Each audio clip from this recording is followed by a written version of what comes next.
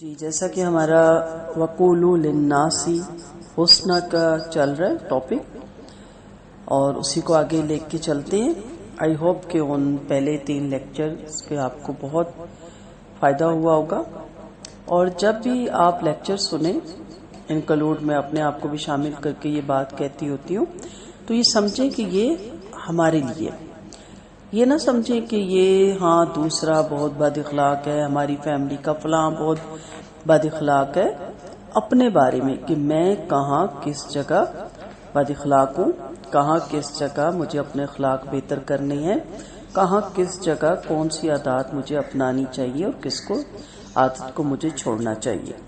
اور میں ہمیشہ تعلق جوڑتی ہوں آخرت کے ساتھ، کیونکہ فکر آخرت انسان کی زندگی کا دائرہ بدل دیتا ہے، سوچنے کا انداز بدل دیتا ہے، اور زندگی گزارنے کا بھی انداز بدل دیتا ہے۔ تو مقصد یہ چاہ نہیں ہونی چاہیے کہ میں اخلاق کی وجہ سے مشہور ہو جاؤں اور لبادہ ہو صرف، اور اندر کچھ بھی نہ ہو، کیونکہ اچھا دکھنا، اچھا بننا اور اچھا ہونا، تینوں میں بہت فرق ہے۔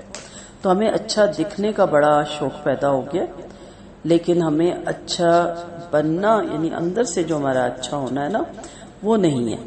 جیسے 3 چہروں سے لوگ ملتے ہیں نا، ایک چہرہ ہوتا ہے لوگوں کے لیے، ایک چہرہ ہوتا ہے فیملی کے لیے، اور ایک چہرہ ہوتا ہے آپ کا اپنا، جس سے اللہ کے ساتھ آپ نے ملنا ہے۔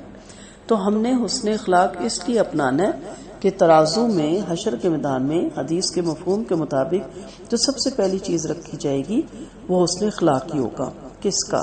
دوسروں کا، کہ میرا فلاں نہیں اچھا، میرا فلاں بہت بد اخلاق ہے، میرا فلاں رشتہ دار بڑا بد مزاج ہے۔ آپ کا رکھا جائے گا۔ آپ اپنے بارے میں سوچیں، اپنے ترازو کو دیکھیں۔ نبی کریم صلی اللہ علیہ وسلم سے جب حضرت عائشہ رضی اللہ عنہا نے سوال کیا کہ آپ کو ایسا وقت بھی ہوگا کہ جس وقت آپ اپنی امت کو بھول جائیں گے، تو اس وقت نبی کریم صلی اللہ علیہ وسلم نے جو 3 مواقع بتائے، اس میں ایک یہ بھی تھا کہ جب ترازو رکھے جائیں گے، یعنی اعمال نامے تولے جائیں گے۔ تو مجھے آپ بتائیں کہ میرا نبی جو اپنی امت کے لیے مرتے وقت بھی میری امت ہی کہتے رہے، اس وقت انہیں بھی نفسا نفسی ہوگی اور اپنی فکر ہوگی کہ اب اعمال نامے میں میرے ترازو میں میرے اعمال نامے رکھے جائیں گے۔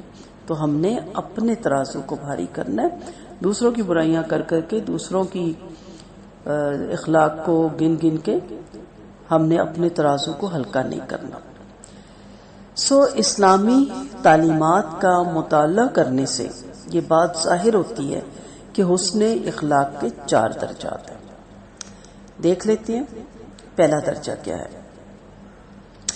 یہ پہلا درجہ جو ہمارا ہونا چاہیے یا لازماً اپنائیں، وہ یہ ہے کہ ہماری ذات سے کسی کو تکلیف نہ پہنچے۔ پوری کوشش کریں کہ ہم اپنے پہ سہ جائیں، خود برداشت کر جائیں، زبان کو روک لیں، سوچوں کو پیرے ڈال دیں، یہی سوچ کے برداشت کر جائیں کہ میری وجہ سے، میرے کسی لفظ سے، میرے کسی رویے سے، میرے کسی عمل سے کسی دوسرے کو تکلیف نہ پہنچے۔ یہ جو تکلیف پہنچتی ہے نا دل میں، یہ بڑا ہی دکھ دیتی ہے۔ ہمیں بھی اگر کچھ یاد آتا ہے کبھی بیٹھے ہوئے، تو کسی کا رویہ یاد آتا ہے نا، کسی کے الفاظ یاد آتے ہیں۔ کوئی کسی نے خدا نہ خواستہ ہمارا سر تو نہیں پھاڑا ہوتا نا، ہمیں دھکا بھی نہیں دیا ہوتا، ہمیں وہ لہجے نہیں بھولتے۔ تو سیکھنے کے لیے سب سے بہترین طریقہ ہے کہ اس جگہ اپنے آپ کو کھڑا کریں اور سوچیں کہ اگر اس پہ یہ سب کچھ، مجھ پہ یہ سب کچھ بیتی ہے، تو دوسروں پہ بھی یہی سب کچھ بیتے گی۔ آپ یہ نہ کہ آج پتہ لگا اس طرح دوسروں کے ساتھ ایسے کرتے ہیں، ایسا مت کہ آپ کو ایسا ہونا چاہیے، ہم سب کو ایسا ہونا چاہیے کہ ہماری ذات سے کسی کو تکلیف نہ پہنچے، یا کم از کم یہ بھی اتنا تو درجہ ہے کہ اس پر عمل کرنا تو ہر مسلمان کے لیے ضروری ہے۔ اگر کوئی شخص یہ سمجھتا ہے کہ اس کی ذات سے یا اس کے کسی طرز عمل سے دوسروں کو اذیت پہنچ رہی ہے، خواہ وہ دوسرا انسان ہو یا حیوان ہو، خواہ اس کا تعلق اسلام سے ہو یا کفر سے ہو، اس تکلیف پہنچانے کی وجہ سے وہ شخص اللہ اور اس کے رسول صلی اللہ علیہ وسلم کی نگاہ میں بد اخلاق کہلائے گا۔ اس لیے پوری کوشش کرنی چاہیے کہ ہمیں اپنے اخلاق کو سب انسانیت کے ساتھ، ہر انسان کے ساتھ، بلکہ حیوانوں کے ساتھ بھی بہتر ہونا چاہیے۔ اسی لیے حدیث کا مفہوم یہ ہے کہ کامل انسان مسلمان تو وہی ہے جس کے ہاتھ اور زبان سے دوسرے مسلمان محفوظ رہیں۔ ٹھیک ہے، تو یہ پہلا درجہ کیا تھا؟ ایک انسان کا، اور دوسرا درجہ کیا ہے؟ ایک مسلمان کا۔ یعنی اسی درجے کو میں کہہ رہی ہوں کہ یہ ایک انسان کا درجہ ہے، تو ایک انسان کو کم سے کم اتنا تو ہونا چاہیے۔ اور پھر انسان کے ناطے، مسلمان ہونے کے ناطے، نبی کے امتی ہونے کے ناطے تو ہمیں بہت اس چیز کی کیئر کرنی چاہیے کہ ہمیں ایسا کوئی کام نہیں کرنا چاہیے جس سے دوسرے لوگ اذیت میں مبتلا ہوں۔ دوسرا درجہ جو انسانیت اور مسلمان ہونے سے بڑھ کے ہے وہ ہے مومن کا۔ ٹھیک ہے، قرآن میں بہت ذکر آتا ہے مومن کا، ایمان والوں کا۔ سمپل سا فرق تو آپ اچھی طرح جانتے ہیں نا، مسلمان اللہ کو مانتا ہے اور مومن اللہ کی مانتا ہے۔ مسلمان میں تمام انسان بھی ایک طرف رکھ لیں، انسان بھی آ جاتے ہیں۔ بعض انسان آپ نے دیکھا ان کے اخلاقیات بہت بہترین ہوتے ہیں، ان کے معاملات بہت اچھے ہوتے ہیں، جبکہ وہ مسلمان نہیں ہوتے، لیکن ہم تو ماشاءاللہ الحمدللہ مسلمان ہیں، ہمیں تو ان سے بھی آگے ہونا چاہیے۔ دوسرا درجہ جو ہے وہ مومن کا ہے۔ دوسرا درجہ یہ ہے کہ کسی کو ستانا تو دور کی بات ہے، بلکہ انسان کو چاہیے کہ دوسروں کو فائدہ پہنچائے۔ ٹھیک ہے، فائدہ دینا ہے، اسپیشل سوچنا ہے کہ میرے اندر گٹس ہیں، میرے اندر وقت ہے، میرے پاس صلاحیت ہے، میرے پاس کوئی علم ہے، میرے پاس دولت ہے، میں اس کو دوسروں کے فائدے کے لیے کس طرح استعمال کروں۔ یہ بہترین درجے پہ ہم پہنچنے کی کوشش کر رہے ہیں۔ دوسروں کے کیسے کام آئے۔ ہم کہتے ہیں فارغ بیٹھے، جس کو دیکھو ہمیں کام کہتا ہے۔ میں نے دوسرا لیکچر تھا موٹیویشن میں، اس میں نے کہا تھا نا کہ کینڈل آپ کی یا لالٹین آپ کی یا جو بھی آپ کوئی لائٹ کے لیے چیز استعمال کرتے ہیں وہ کسی ڈراز میں سیف پڑی ہوتی ہے، اور ڈراز یاد رکھنا پڑتا ہے کہ کس میں رکھی ہے، اور جیسے ہی لائٹ جاتی ہے تو سب سے پہلے کس کا خیال آتا ہے؟ اس کینڈل کا، اس لائٹ کا، لالٹین کا۔ اور آپ کو جگہ بھی پتہ ہوتی ہے، آپ سیدھا وہاں جاتے ہو، اس کو نکالتے ہو، اس کو روشن کرتے ہو، آن کرتے ہو تو سارے اندھیرے چھٹ جاتے ہیں اور ہر چیز اپنی جگہ پہ پڑی ہوئی آپ کو نظر آتی ہے اور آپ ٹکرانے سے بچ جاتے ہو۔ اسی طرح ایک انسان جو کہ ایک اچھا انسان ہوتا ہے، دوسروں کو فائدہ پہنچاتا ہے، لوگوں کی وہ نظر میں ہوتا ہے، لوگوں نے اس کو اپنے دل کے خانے میں رکھا ہوتا ہے، اور جیسی انہیں کوئی مشکل، تکلیف، غم، دکھ، پریشانی مالی یا جسمانی یا روحانی پہنچتی ہے، ٹھک ان کو کیا خیال آتا ہے کہ فلاں بندے کو کال کرتی ہے، کال کرتا ہے، اپنا پرابلم بتاتا ہے، اگلا اس کا مسئلہ حل کرتا ہے، اس کے وہ دکھ کے اندھیرے چھٹ جاتے ہیں۔ اب کبھی کینڈل نے کہا ہے، لالٹین نے کہا اچھا آج میری ضرورت پڑی ہے، اب میری یاد آئی ہے، مجھے تو رکھ کے تم کافی عرصے سے بھولے ہوئے تھے۔ ظاہری بات ہے کینڈل کی اسی وقت یاد آئے گی نا جب اس کا کام ہوگا۔ اب ہم انسان کیا کہتے ہیں، اچھا میری یاد آئی ہے، اتنے عرصے سے کہاں تھے، کبھی بھولے سے کال بھی نہیں کی، آج مشکل پڑی ہے تو میرا نمبر یاد آ گیا۔ یہ باتیں نہیں کرنی۔ آپ خوش نصیب ہیں کہ آپ دکھوں میں یاد آتے ہیں، غموں میں یاد آتے ہیں، پریشانیوں میں یاد آتے ہیں، مشکل وقت میں یاد آتے ہیں، اور ایک انسان، آپ کے ریلیٹیوز یا آپ کے دوست، کولیگ، آپ کے پڑوسی یہ جانتے ہیں کہ ایک جگہ ایسی ہے جہاں ہمیں کوئی ہیلپ کرے گا۔ اسی لیے کسی کا آپ کے در پہ آنا اللہ کی رحمتوں کا نزول ہوتا ہے۔ اللہ کی رحمتیں دروازہ کھٹکھٹاتی ہیں، آپ چاہیں تو کھولیں، چاہے تو بند رکھیں، چاہے کھول بھی دیں، کام بھی کر دیں، اور جتلا کے، دہرا کے، ستا کے، دکھ پہنچا کے، اذیت دے کے اسے ضائع بھی کر دیں، یہ آپ کے ہاتھ میں ہے۔ ہر انسان کو اللہ نے کچھ نہ کچھ اختیارات سے نوازا ہے۔ اب انسان کو یہ سوچنا ہے کہ میرے کس عمل سے دوسروں کو نفع ہو سکتا ہے، کس معاملے میں میری لب کشائی سے کسی غریب کا مسئلہ حل ہو سکتا ہے، میرے ایک دستخط سے کسی کا بگڑا ہوا کام سدھر سکتا ہے، اور کچھ بھی نہیں کر سکتے تو دعا ہی دے دیں، یہ تو آپ کی قدرت میں ہے نا۔ وَقُولُوا لِلنَّاسِ حُسْنًا، اور لوگوں سے، مسلمانوں سے نہیں، لوگوں سے اچھی بات ہو، محبت سے کو کہ اس وقت آئے ہو، میں نہیں آپ کے کام آ سکتا لیکن میری جہاں تک کوشش ہوگی میں دعا بھی کرتا رہوں گا، کرتی رہوں گی، اور کوشش بھی جاری رکھوں گی۔ دعا کرو کہ اللہ مجھے اس قابل کرے کہ جب میرے پاس کوئی آئے تو میں اس کے کام کو کر سکوں۔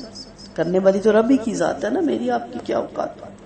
تو آپ اچھے الفاظ میں اس کو دعا تو دے سکتے ہیں نا، وہ اس کا تو اختیار آپ کے ہاتھ میں ہے۔ تیسری کیٹیگری میں آتے ہیں وقولوا للناس حسنا میں، متقین کی کیٹیگری۔ پہلی مسلمان، انسان سے مسلمان بنے ہم، مسلمان سے مومن، اب مومن سے متقین۔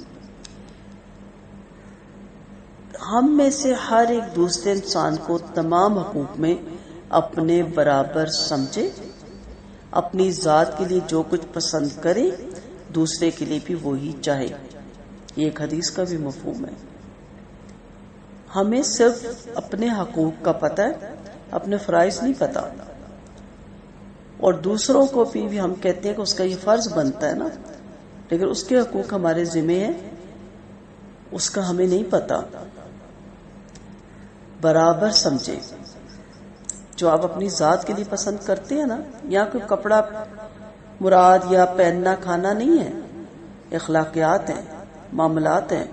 آپ چاہتے ہیں نا کہ آپ کو عزت دی جائے تو پھر دوسرا بھی چاہتا ہے نا۔ یہ نہیں کہ آگے جو آپ کے کھڑا آپ کا آفیسر ہے تو آپ اس کو عزت دیں، اور جو آپ کا پی این ہے یا آپ کا کوئی میڈ ہے اس کو آپ انسلٹ کریں۔ سب کو عزت دیں، سب کو اچھے نام سے پکاریں، سب کے لیے وہ سب کچھ پسند کریں جو آپ اپنے لیے کرتے ہیں۔ انہیں بھی دکھ ہوتا ہے، انہیں بھی تکلیف پہنچتی ہے جیسے آپ کو پہنچتی ہے۔ اگر آپ خود تکلیف سے بچنا چاہتے ہیں تو اپنے مسلمان بھائی کو بھی تکلیف سے محفوظ رکھنے کی فکر کریں۔ یہ متقین کا درجہ ہے، تقوی والے کا، کہ مجھے دکھ ہوتا ہے تو دوسرے کو بھی ہوتا ہے۔ دوسرے کے گھر آج کوئی غم ہے تو یہ اسی طرح غمگین ہے جیسے میں ہوں، لیکن ہم سمجھتے ہیں ہماری میٹ، ہمارے ڈرائیور یا ہمارے انڈر کام کرنے والے وہ تو انسان ہی نہیں۔ سب انسان ہوتے ہیں، سب زندگی کی جنگ لڑ رہے ہوتے ہیں۔ تو متقین کا درجہ کیا ہے؟ اخلاقیات میں اس درجے پہ، تیسرے درجے پہ آپ تب پہنچتے ہیں جب آپ ہر معاملے میں دوسروں کے لیے بھی وہی پسند کریں جو اپنے لیے پسند کرتے ہیں۔